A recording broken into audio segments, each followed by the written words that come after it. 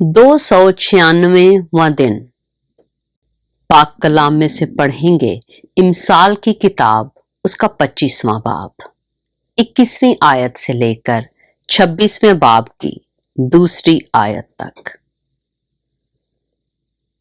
अगर तेरा दुश्मन भूखा हो तो उसे रोटी खिला, और अगर वो प्यासा हो तो उसे पानी पिला, क्योंकि तू उसके सर पर अंगारों का ढेर लगाएगा और खुदावंद तुझको अजर देगा।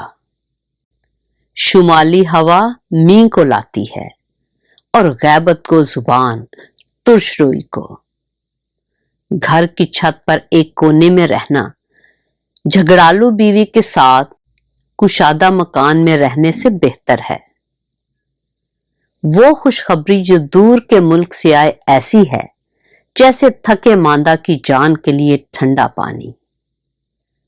सादक का शरीर के आगे गिरना गोया गदला चश्मा और नापाक सोता है।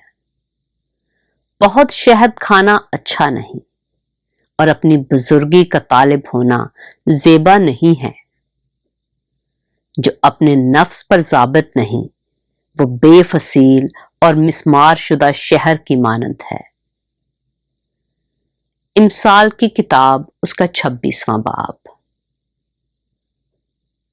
जिस तरह अयाम गर्मी में बर्फ और दिरों के वक्त बारिश, उसी तरह अहमक को इज्जत जेब नहीं देती।